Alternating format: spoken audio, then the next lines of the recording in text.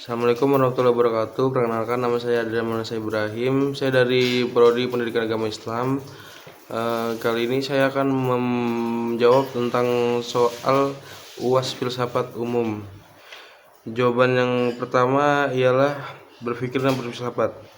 Berpikir adalah aktivitas mental dasar yang dilakukan semua manusia untuk memahami, menilai, dan mengambil keputusan. Berfilsafat adalah proses berpikir yang lebih mendalam, sistematis, radikal, dan menyeluruh mengenai hakikat sesuatu. Penjelasannya, tidak semua orang yang berpikir itu berfilsafat, karena kebanyakan orang hanya berpikir pada level praktis dan sehari-hari. Misalnya yaitu makan, bekerja, dan bagaimana menyelesaikan masalah teknis. Yang kedua, semua orang yang berfilsafat pasti berpikir, karena filsafat adalah bentuk tertinggi dari aktivitas berpikir kritis, logis, teratur, mencari dasar paling mendalami dari segala hal. Jawaban soal yang kedua ialah proses dalam berfilsafat.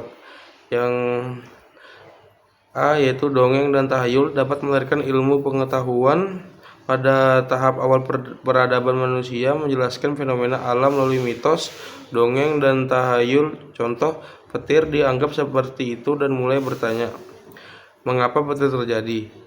Apa penyebab sebenarnya? Dan apakah bisa dijelaskan tanpa mitos? Pertanyaan kritis ini mendorong lahirnya penjelasan rasional yang kemudian berkembang menjadi ilmu pengetahuan. Yang B, keindahan alam semesta menimbulkan keingintahuan manusia. Ketika manusia mengamati langit malam yang teratur, bintang, bulan, gerhana, muncul keheranan. Dalam filsafat Yunani, keheranan adalah pangkal filsafat. Dari keindahan dan keteraturan alam inilah muncul pertanyaan, siapa penciptanya, apa hakikat alam, dan mengapa alam teratur. Pertanyaan-pertanyaan ini adalah fondasi berfilsafat. Yang C, angan-angan melahirkan filsafat. Angan-angan atau imajinasi memberi manusia kemampuan membayangkan kemungkinan lain selain realitas sekarang.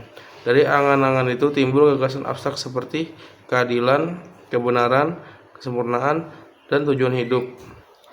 Ketika angan-angan diarahkan secara sistematis dan logis, muncullah konsep filsafat.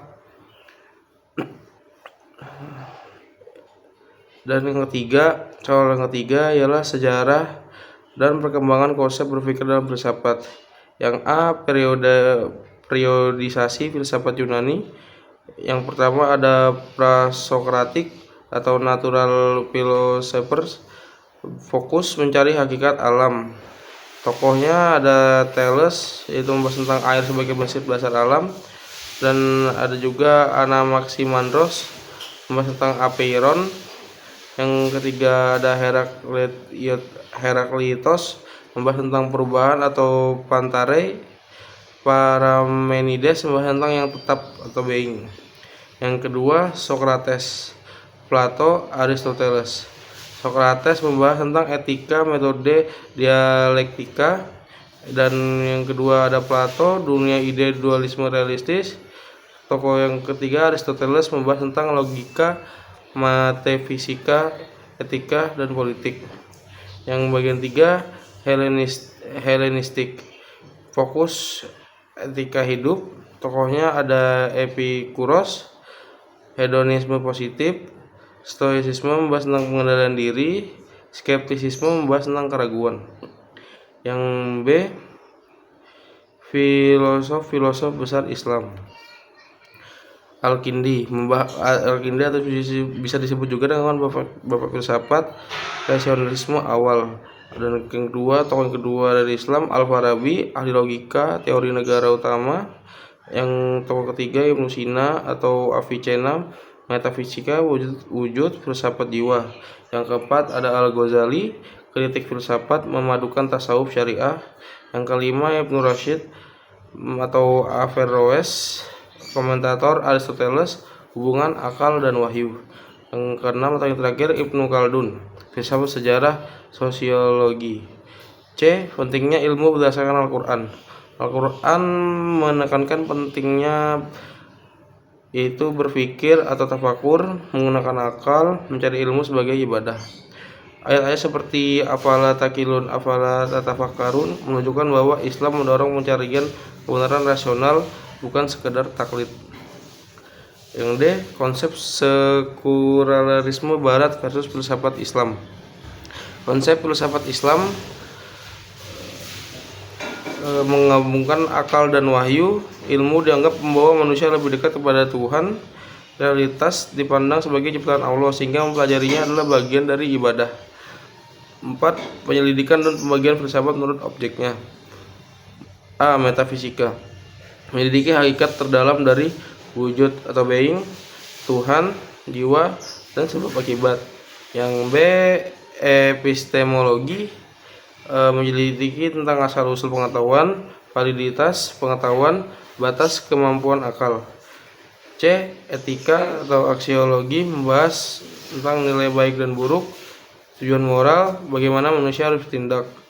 D. Logika, mempelajari cara berpikir benar dan metode penalaran.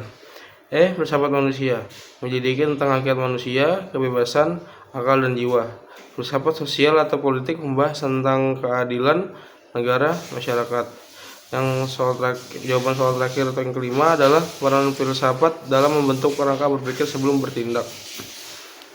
Filsafat membantu seseorang. Yang pertama itu ialah berpikir kritis sebelum mengambil keputusan. Yang kedua, menganalisis alasan dibalik pilihan. Yang ketiga, menghindari tindakan impulsif. Yang keempat, membangun nilai moral sehingga tindakan sesuai etika. Yang kelima, melihat masalah secara menyeluruh, tidak sempit. Yang keenam, mengetahui tujuan jangka panjang dari tindakan. Yang nomor terakhir, tujuh, membangun prinsip hidup bukan sekadar ikut-ikutan. Dengan kerangka berpikir filsafat ini, seorang dapat bertindak lebih bijaksana, lebih rasional, lebih bertanggung jawab, dan berdasarkan nilai-nilai kebenaran. Sekian, terima kasih dari saya. Wassalamualaikum warahmatullahi wabarakatuh.